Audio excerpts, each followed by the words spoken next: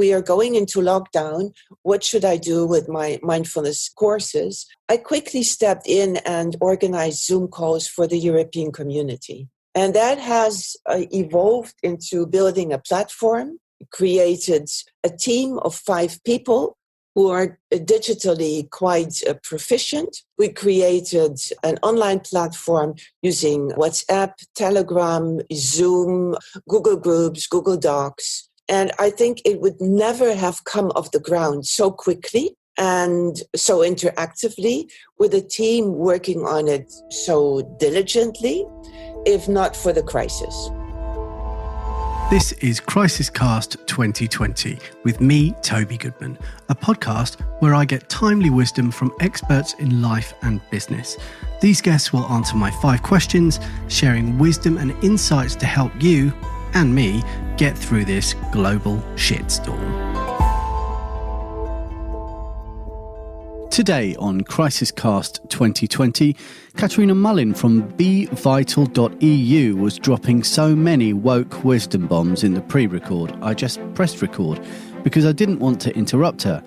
Katharina is a German who now lives in Brussels, Belgium, and also normally in the Netherlands and Italy. She helps her clients develop vitalising leadership and resilient co-working relationships. She has more than 30 years of experience in organisations and a background in cultural and medical, anthropology and in mindfulness training. In this chat, we cover so much: digital proficiency, risk and opportunity, and why we must use the wings of this crisis.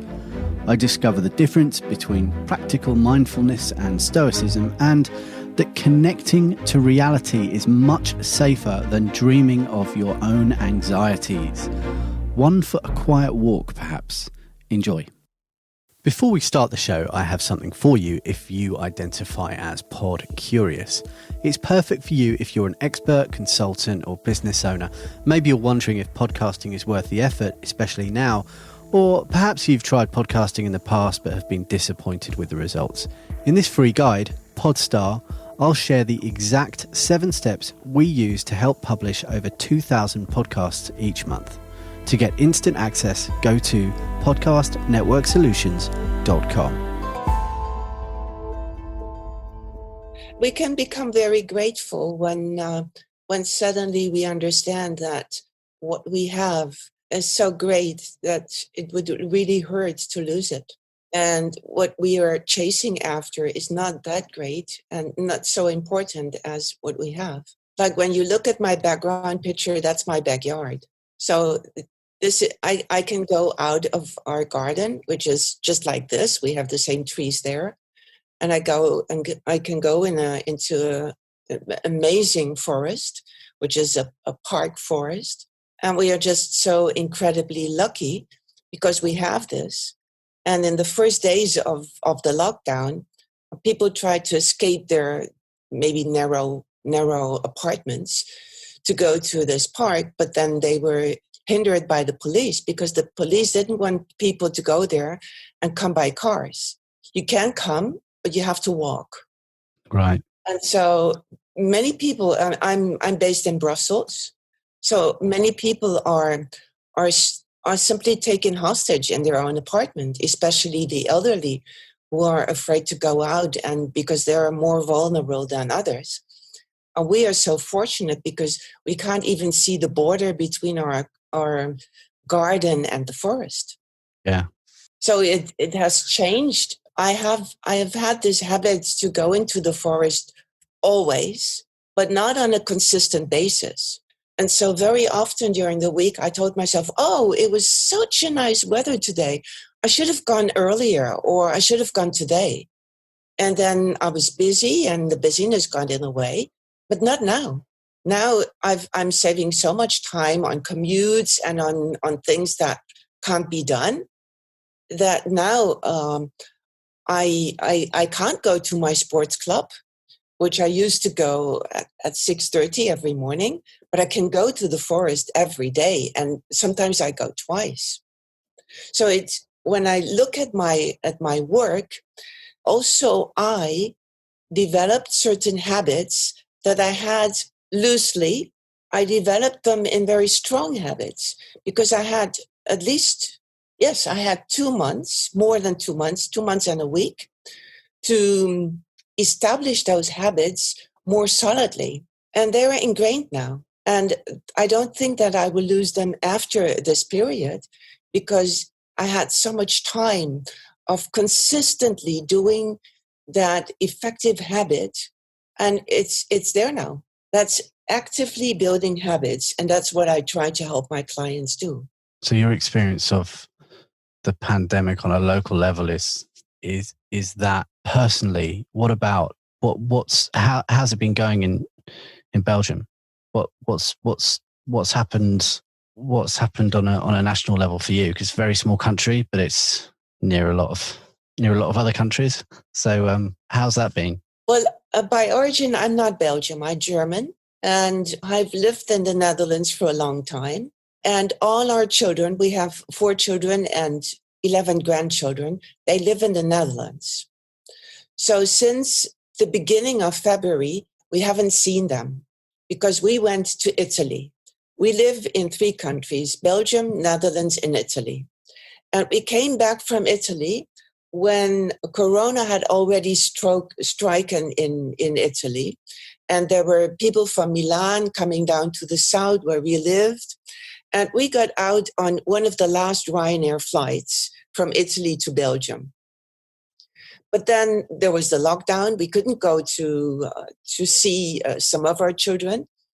One of the families, they went on skiing vacation in Switzerland. When they came back by mid-March, then the lockdown started. So we hadn't seen them for a month. We couldn't go. And 2 weeks later, the border between Belgium and the Netherlands was closed. They have containers, or they have broken up the road. Like there's sand, there are blocks, road blocks. You can't get through. Also, the secondary roads, they're all blocked. Every village, every possibility to get through is blocked. And evidently, Italy was the hardest, was the country that was most affected. Evidently, we didn't go back to Italy. We had plans to go there beginning of April, but that was impossible. And it's even impossible to go there by the end of May, when we had plans to go there again. So we are really stuck in Belgium. And in Belgium, very soon, only the grocery stores and the pharmacies were open. So I'm the linking pin. My husband had an infection of, what do you call this part of? You're pointing to your forehead or your eye. Oh, sinus infection, I think. Yes, a sinus infection. Given that and his age, he was in the highest vulnerable group. So he hasn't left the house for 2 months. Well, the house, well, of course, we've been to the forest, but I mean, he hasn't seen other people in those 2 months. How's he coping with that? Well, good, because he's the opposite of me. He loves to be working on engineering things, repairing things. So the garden is wonderful. Everything in the house has been repaired. Everything is fine. We have decluttered the house, but we didn't get out. And Belgium typically is a country where you go to restaurants, you go to the theater, you go and see your friends at a concert. We haven't done anything of that for since the beginning of February. Yeah, I've been there many times, and it's hard to imagine people locked in their houses from my experience of hanging out there. So yeah, wow. So tell me about how it's affected your work. Well, it has affected my work in the sense that I can only work remotely. So I keep in contact with the people that I have been working with. I've not asked for a sale in this time, but I kept supporting people. And I got very busy supporting European colleagues, because I'm also part of what I do in vitality training. One of the foundations is the mental fitness and emotional fitness. So that I do from a perspective of mindfulness. And so I'm the founder of a mindfulness professional association here in Belgium. And I'm also a board member of the European Umbrella Association. And when on 10 March, I think, an SOS came from our colleague in Poland, where she said, well, we are going into lockdown. What should I do with my mindfulness courses? I quickly stepped in and organized Zoom calls for the European community. And that has evolved into building a platform, created a team of 5 people who are digitally quite proficient. We created an online platform using WhatsApp, Telegram, Zoom, Google Groups, Google Docs. And I think it would never have come off the ground so quickly and so interactively, with a team working on it so diligently, if not for the crisis.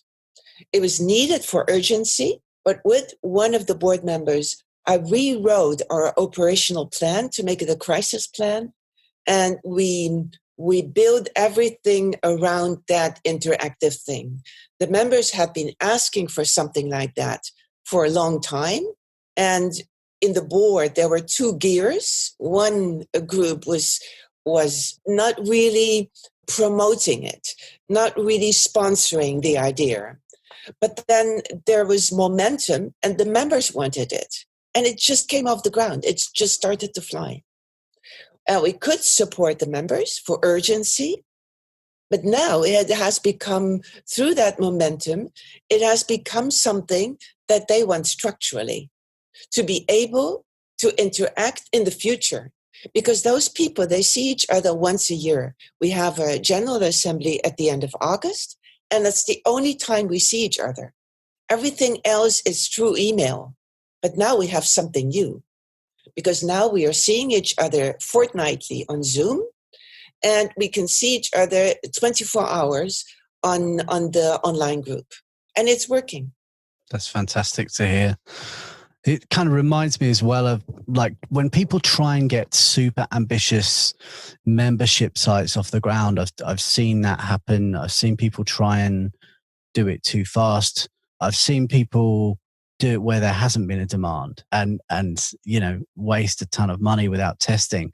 You were obviously in a different situation where people were begging for it and they needed it desperately, and you were able to build something, and it proves that you should absolutely be asking questions or being instructed by your existing customers about what to do next, to at least retain them and, all being well, grow as well. But it also just makes me laugh thinking about stuff that I was witnessing a few years ago with people who were spending 2 months deciding on what shade of green their logo should be before they could possibly launch their new thing. And it's like, it's not going to affect ticket sales. You know what I mean? Like the kind of old theatre saying, is the fact that the button on my shirt has just broken and I'm at the back of the stage, and I'm in pieces about it. And someone says to me, well, don't worry about it, man. It's not going to affect ticket sales.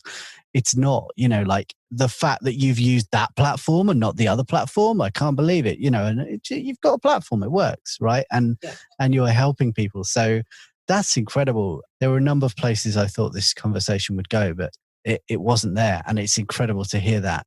I mean, yours is also an example. I remember that suddenly on a call you said that you had this idea for your own podcast, and that you were so surprised that as a leading company in this field, you didn't have a podcast. And so you're also an example of jumping in when the opportunity arose.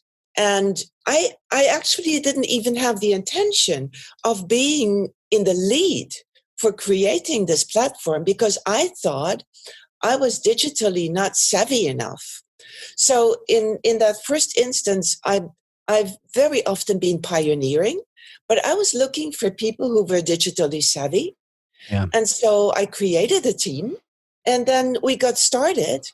And I found out that the people on my team, I was humble because I thought I don't know anything.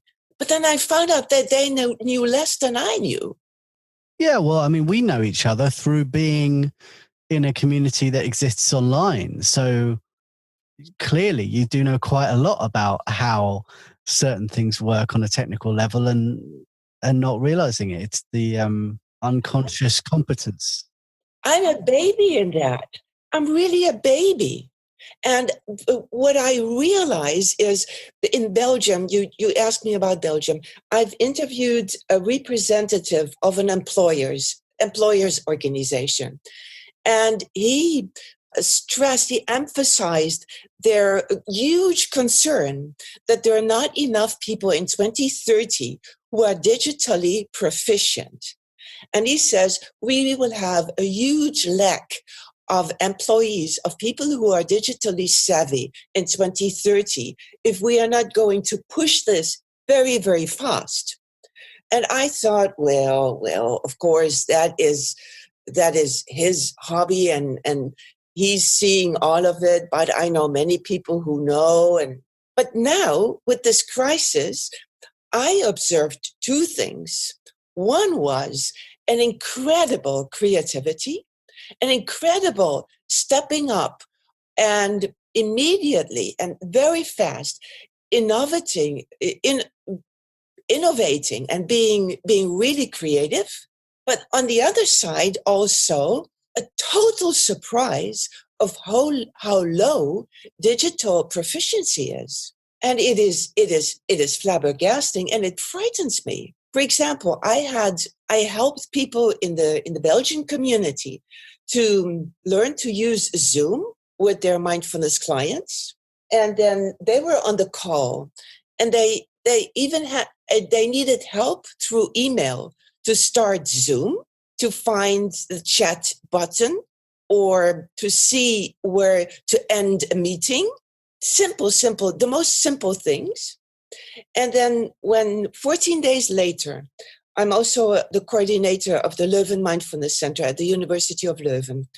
We asked the Belgian community to give us their information if they were offering mindfulness online.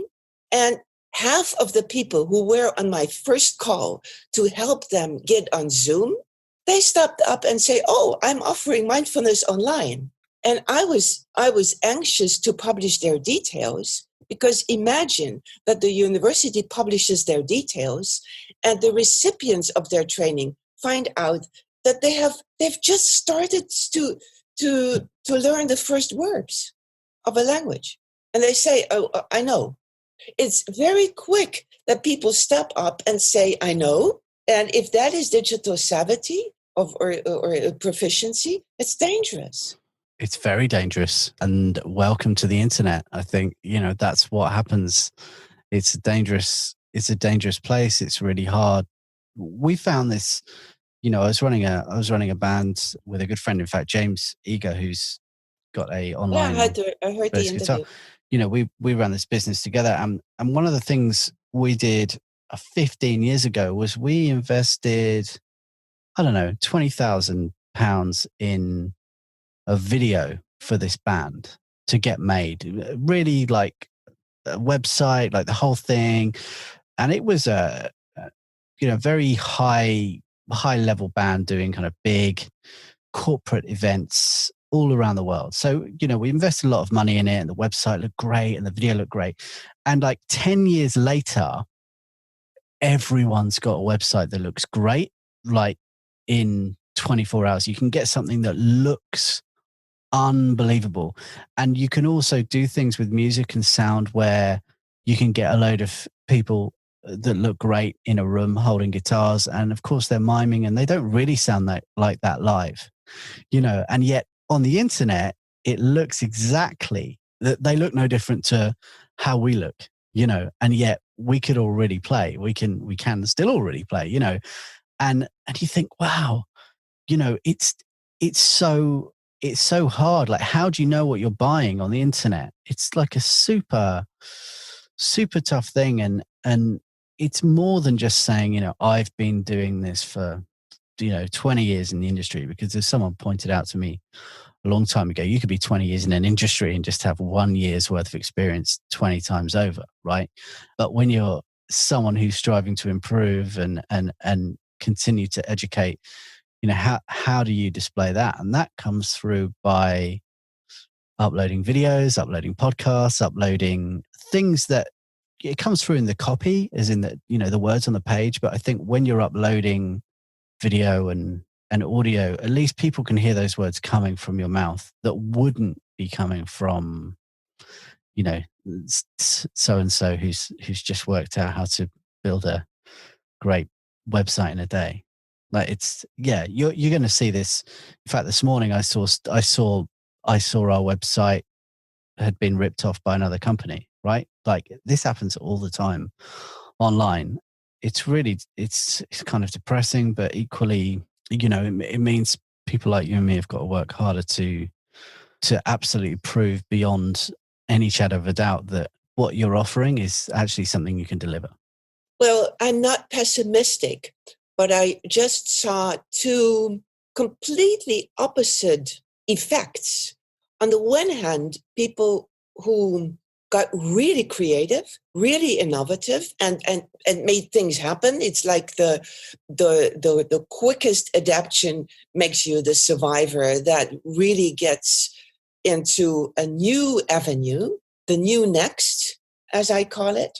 And some others would try to get into that flow with just rudimentary things, which is not enough, because it's disrespectful towards the clients that have to put up with you with a virtual training, live training, that you don't even know where to find the buttons. So it's both. It's the two things. But I have a lot of respect for those who didn't sit back, who didn't go into apathy, but who at least did something. Yeah. I was speaking with a lady called Shweta Chacharia, who is a business coach here in London, and her podcast, which will be out by the time you're listening to this, said, this pandemic won't punish the decisive. So totally speaks to that. So what are your thoughts on how we're going to get through this as humans, as Europeans, as a people? What are your thoughts? I believe there's a blessing in disguise, because so many things have been going on for quite a while, and there are innovators and people who try to push forward certain innovations. And I see it at my clients. Many of those people can't get through to their colleagues or to their clients or their suppliers, but now they maybe can, because so many people have been shaken up.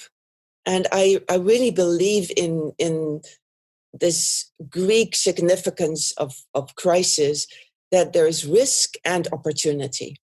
And the opportunity for the innovators and early adopters is that if they can use those wings of this crisis to push forward, it's really a blessing in disguise.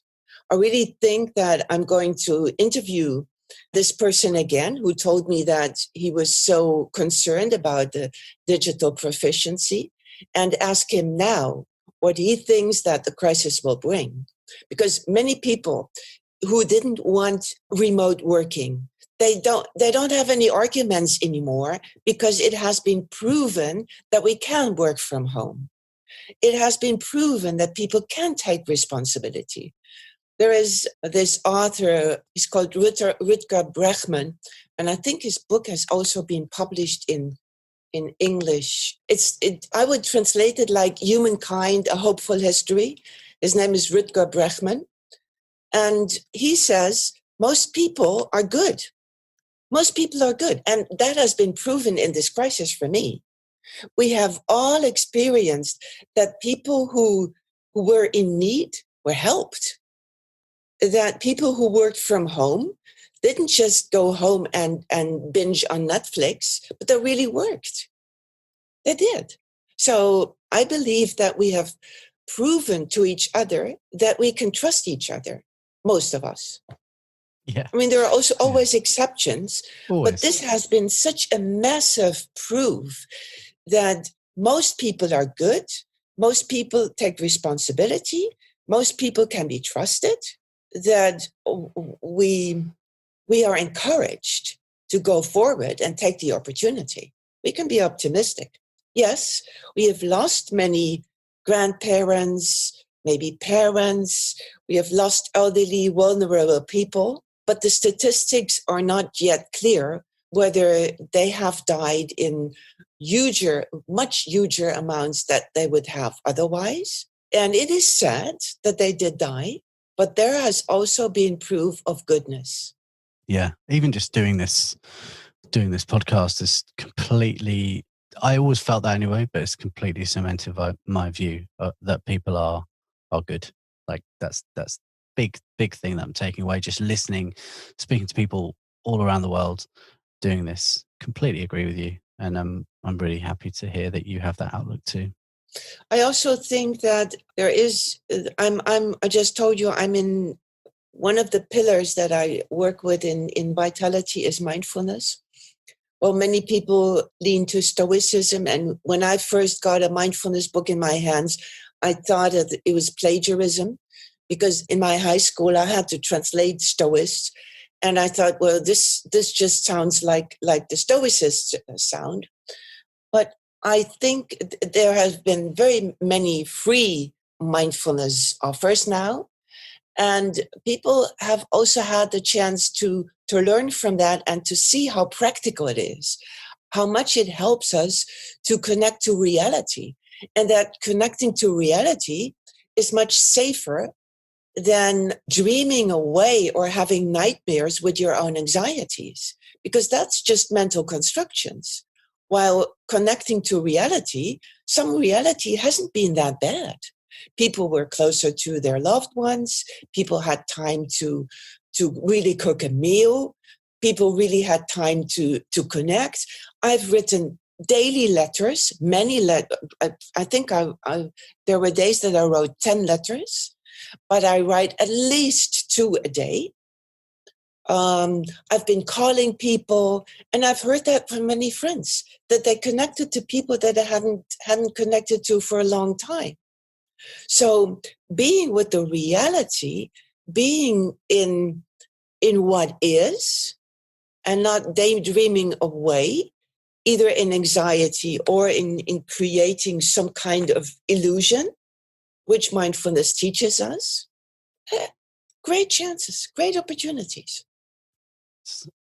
That's incredible. Yeah.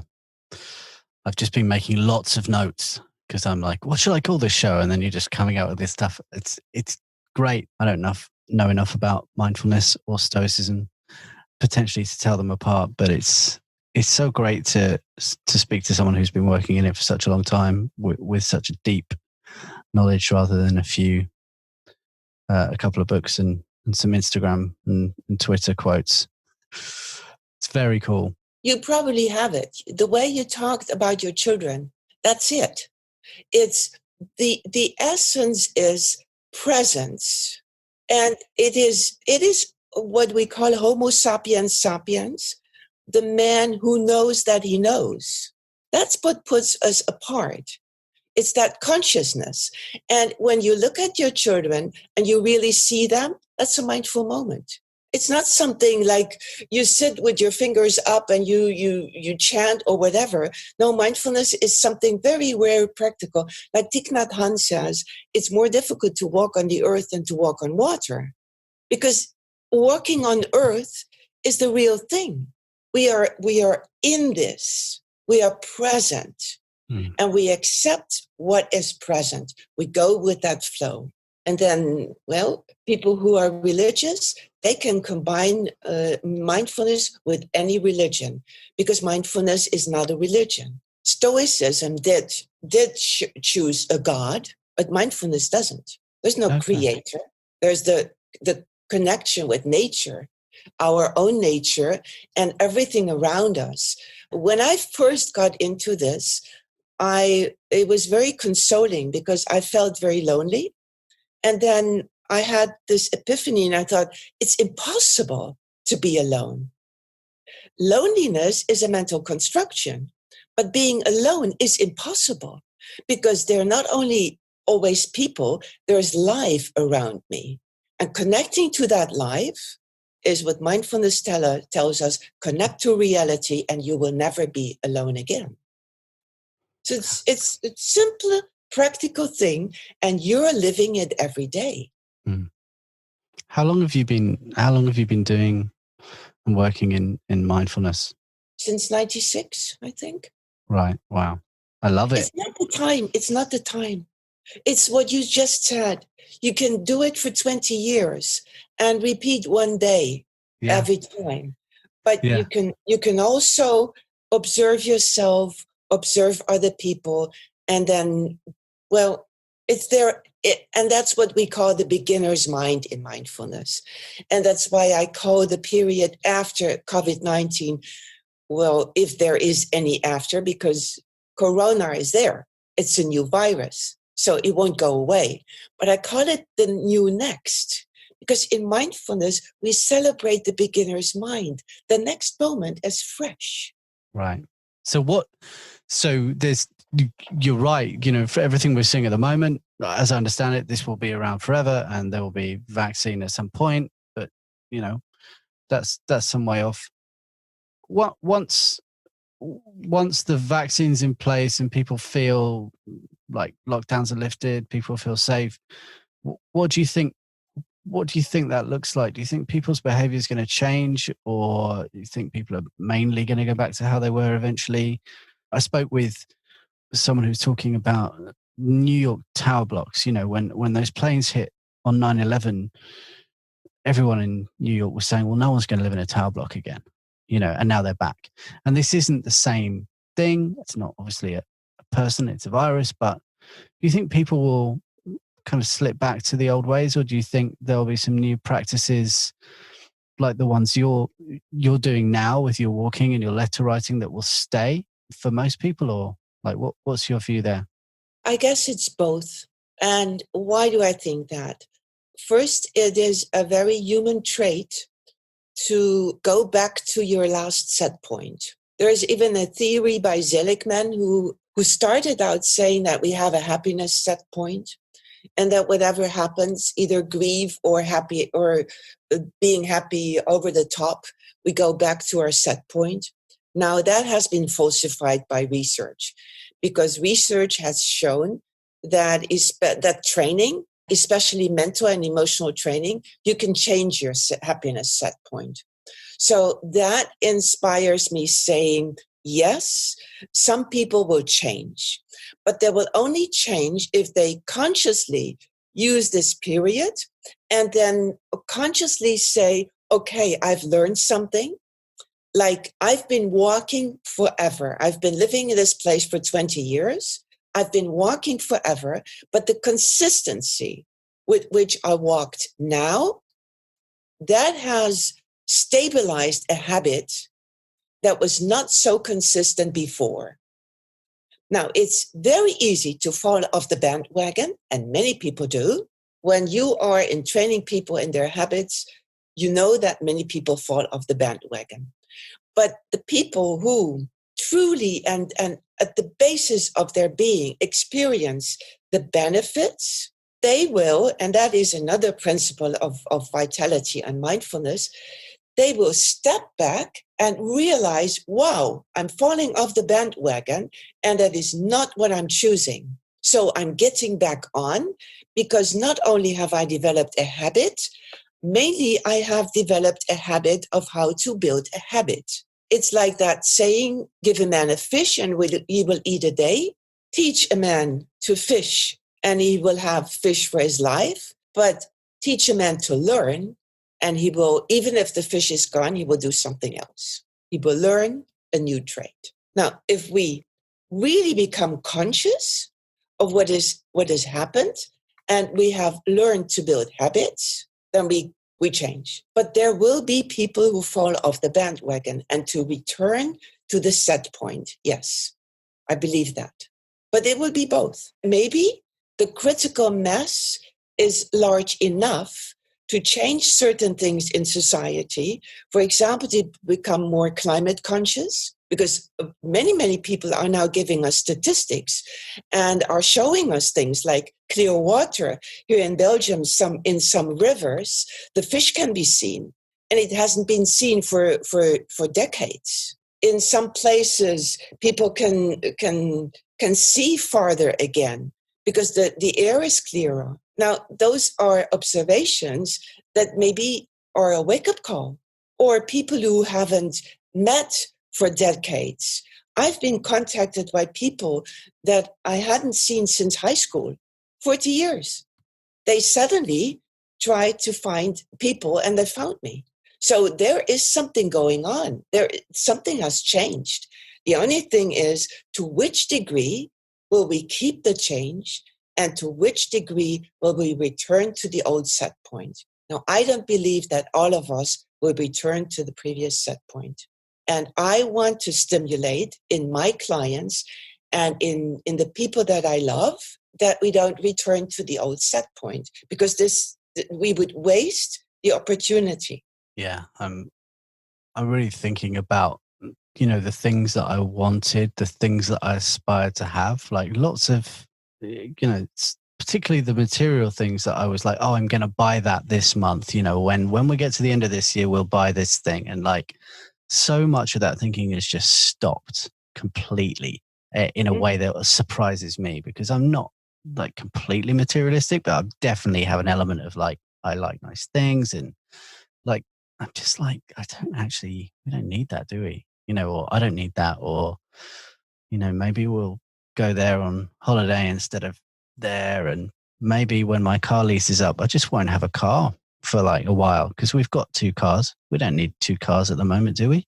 If this all stopped tomorrow and there's a vaccine tomorrow, I've definitely changed my thinking about how I spend my time. And so much of that is around, it's not a money thing necessarily, or it's a money thing only because what money does is buy me, it can either buy me things, or it can buy me more time at home, because do you know what I mean? Like there's that equation as well. And I do have that entrepreneurial kind of, want to make more money and do this stuff and go here and buy these things, but I'm definitely, I would say I still was experience over stuff.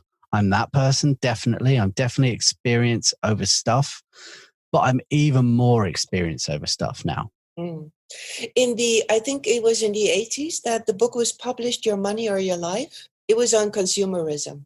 And they brought exactly the thesis that you just said. What do I want, experience or stuff? And they calculated how much you're sacrificing when you're working for stuff instead of working to finance a good life. That's a big difference. Yeah. Yes. Does it only inform your private life or also your professional life that you want less stuff? Well, I think for a long time, I've been someone who, as many people on this podcast are, because kind of people in my community, they are not people who like to have an office. They're not, they're people who are very comfortable working from home. They're not necessarily, some of them are making unbelievable amounts of money, but they're not necessarily all about showing it to people. So I don't think, and the way that the business that we have is, a lot of our team were working remotely anyway. We got rid of the last studio in Michigan at the end of last year because we realized that we just didn't need it. Like, we could be more productive by not having people drive to the studio, right? And I was always in London, so I wasn't really part of that anyway. So I think from a business model, we were there before perhaps other people are now being forced into that. But, that we referenced in the conversation I had with Murray Cowell, I think referenced that 2007 Tim Ferriss's book, The 4 Hour Workweek, which I looked in, and I think it's 2007. And it was all about, how to negotiate with your boss about how to work from home, and it's all a bit like, whoa, this is risky and crazy. And people are still reading that book today. And now it's happened, whether you like it or not, your boss is having to deal with the fact that you're working from home, and your boss is having to trust you. whether they like it or not, Yeah, but there is something going on because our place, we started to look into this, and these tools, they offer jerk bosses to have new, what do you call that? New means of exclusion. For example, if you have a Zoom meeting and you organize it in a way that you have a waiting room. Now, you can leave a person in the waiting room because you have to admit them to the meeting. Now, the first thing is you can say, a person can say, well, I was not admitted. Oh, I forgot. I didn't see you. The meeting started and you weren't there, so we didn't admit you. But you can have the functionality to see it. You can have the bell. You can forget to invite someone by simply not sending them an email and inviting them to a Zoom call. So there are all kinds of possibilities to be controlling in a not so ethical way using the new instruments. Because most humans are good, but we still have this possibility where we need to ask from each other that we behave in an ethical way. And ethics, they can be bent. If you look at this virus during these weeks, many times there have been conspiracy theories of people saying this virus was created to paralyze economy.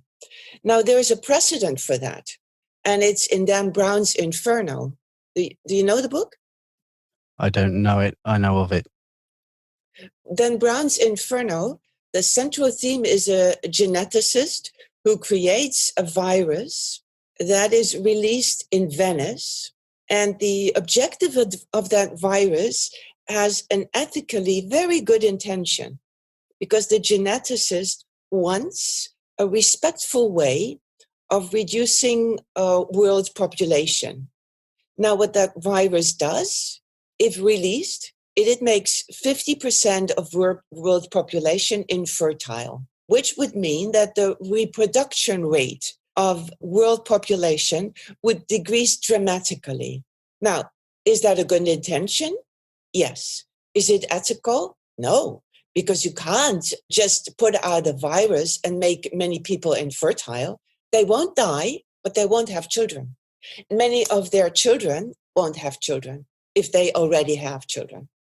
So I think this conspiracy theory might even have been nourished through that book, because it is possible in our laboratories to make a virus, and maybe some criminals have been inspired by COVID-19 or by the coronavirus to go and build one, because it can be done. Corona is not the last one. Do you think we'll see another one in our lifetime?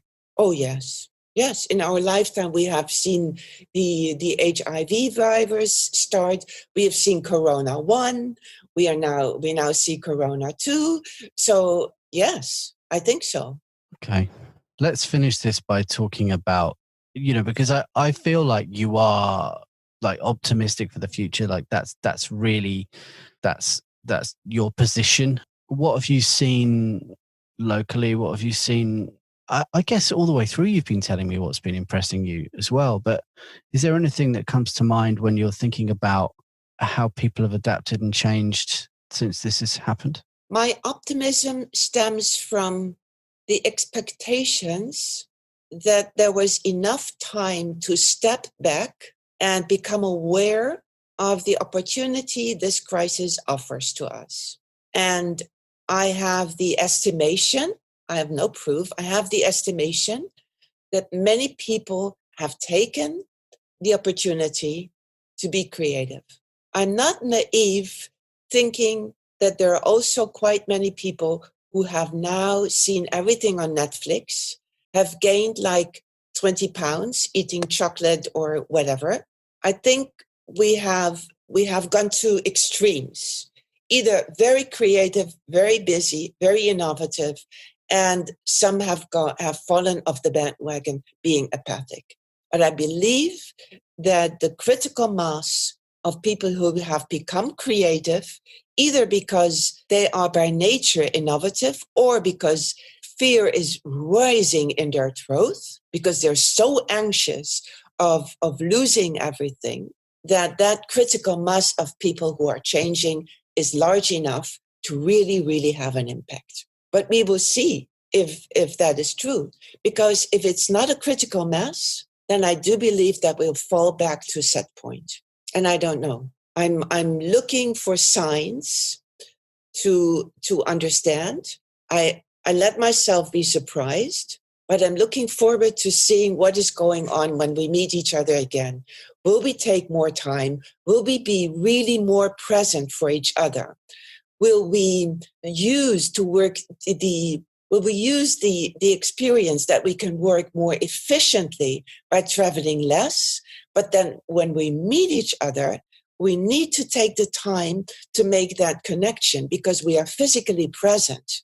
And I've also seen conflicts rise between people who used to be physically present, but obviously the body signals things like simply biological things that we cannot compensate by seeing each other and hearing each other.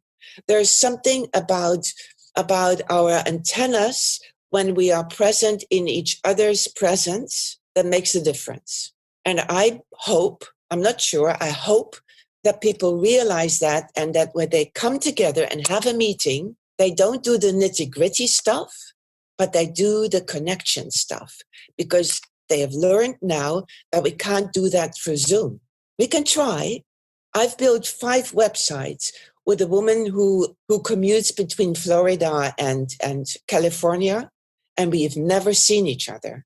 But we have a certain click, and obviously we don't need the physical presence. But that is not the case with all people. With some people, you can get in a conflict on your first Zoom meeting. Yeah, well, I'm very happy that we haven't got into a conflict. We've been on other Zoom meetings before. Yeah, on any of our Zoom calls, but especially not this one. Thank you so much for your time and your energy and your thoughts. It's just incredible listening to you. I think actually I'm getting to the stage where everyone I'm speaking to, I'm just saying the same stuff, but what's happening around it is so different and so brilliant. First, you're the first person who I've spoken with in Brussels. One of the few people who's had that kind of continental Europe experience, which is interesting to me because I've been spending a lot of time talking to Americans as well. And just geographically, the UK is where it is, just off the coast of mainland Europe and politically in a different place at the moment. So yeah, it's great. It's great to talk with you. Without airplanes, you would have been safe on an island. I know, but I was enjoying my time too much in Europe and in the US using airplanes. And yeah, I'm very happy to say I'm what we call a Ramona here. I'm a big EU person. So what are you taking from the crisis, Toby? I know that you started your podcast, so that's something different. At the beginning of this conversation, you said that you're at least as busy as before, maybe busier. I heard you say that you closed Michigan. Well, when I listen to the podcast, you say, I'm Toby in London, and I do this together with, and then you say a name in Michigan. Yeah. So that person is not there anymore? Oh, no, she's there. We just had a studio. She had a studio there. So she's the founder. Katharina, where can people find you on the internet so they can connect with you? I have a website. It's called bevital.eu for Europe. And I'm on LinkedIn. On LinkedIn, I use both my first names, Urza Katharina Mullen. So I'm on LinkedIn and I have a website. I think those are the things that nowadays work. You're most welcome to contact me. Great. I'll make sure all the links are in the show notes so people can get to you. Thank you so much.